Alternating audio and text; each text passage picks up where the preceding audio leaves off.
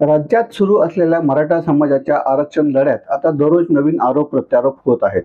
काल जरांगे पाटील यांनी छगन भुजबळ यांना आव्हान दिले होते की मी तुमचे राजकारण संपवतो. यावर आज छगन भुजबळ यांनी उत्तर दिले, अवकातीत राहा बेटा, आम्ही शांत बसलो म्हणजे आम्ही गरीब नाही. नमस्कार, मी महेंद्रसिंग राजपूत आणि आपण पाहत आहात निर्भीड विचार न्यूज. मराठा समाजाला आरक्षण मिळावे यासाठी मागील काही दिवसांपासून सतत आंदोलने आणि उपोषणे करून या मार्गाने मनोज जरांगे पाटील हे लढा देत आहेत. सुरुवातीला त्यांच्या या लढ्याला चांगल्या प्रकारे यश आले, मात्र त्यांच्या या मागणीनंतर ओबीसी समाज देखील आक्रमक झाल्याने व छगन भुजबळ यांनी ओबीसी समाजाची उघड बाजू घेऊन आमचे मराठा आरक्षणाला विरोध नाही, मात्र ओबीसींच्या हक्काचे आरक्षण आम्ही जाऊ देणार नाही अशी भूमिका त्यांनी घेतली. यानंतर अनेक वेळा मनोज जरांगे पाटील आणि छगन भुजबळ यांच्यात वाकयुद्ध देखील रंगले होते, आरोप प्रत्यारोप देखील झाले होते. मराठा आरक्षणासाठी जरांगे पाटील यांनी काही दिवसांपूर्वी त्यांचे उपोषण थांबवले असून सरकारला 1 महिन्यांची मुदत देत मागण्या पूर्ण करण्यासाठी अवधी दिला आहे. दरम्यान मागील 10 दिवसांपासून ओबीसी संघटनांकडून लक्ष्मण हाके आणि नवनाथ वाघमारे यांनी आंदोलन सुरू केले होते. आज 10 दिवसानंतर सरकारच्या शिष्टमंडळाने जाऊन आंदोलकांची समजूत काढली. यावेळी छगन भुजबळ यांनी मनोज जरांगे पाटील यांनी दिलेल्या आव्हानावर प्रतिक्रिया दिली. अवकातीत राहा बेट्या हो, आम्ही शांत बसलो म्हणजे आम्ही गरीब नाही, आम्ही जनावर नाही, कुठेही न्यावं. ते माकड म्हणतंय भुजबळांना जामिनावर सोडलंय. अरे काय बोलतो त्याला कळत नाही, काय कुठे बोलावं, कसं बोलावं हेही त्यांना भान नाही. पण मी त्याला बोलण्याऐवजी हाकेंसोबत त्यांनी चर्चा करावी, मग आमच्याकडे यावं, असं देखील छगन भुजबळ म्हणाले आहेत. आज त्यांनी आपल्या शेरोशारीच्या अंदाजात जरांगे पाटील यांच्यावर टीका केली आणि म्हणाले, कुछ लोग अपनी औकात भूल गए, अपनी याद उन्हें दिलाने होंगी.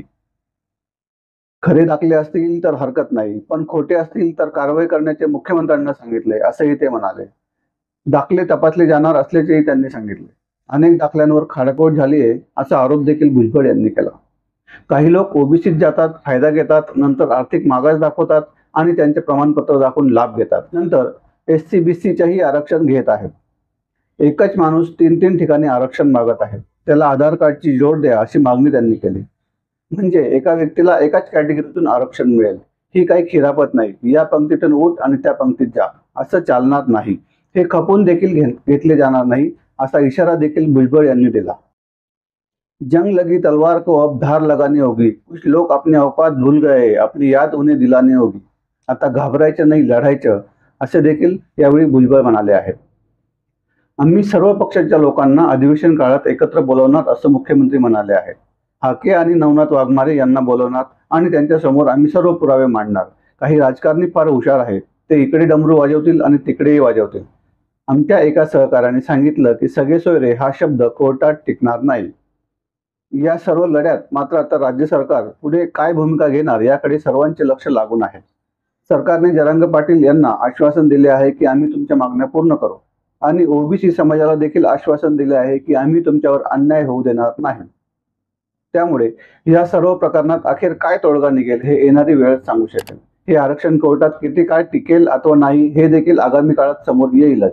मात्र आरक्षणाच्या मुद्द्यावरून सध्या राजकीय कलगीतुरा माजला असून एकमेकांवर आरोप प्रत्यारोपांची दौर सुरू आहेत. या सर्वांबाबत आपणास काय वाटते हे आम्हाला कमेंट करून नक्की कळवा. आमची बातमी आवडली असेल तर लाईक करा, शेअर करा आणि सबस्क्राईब करा. धन्यवाद.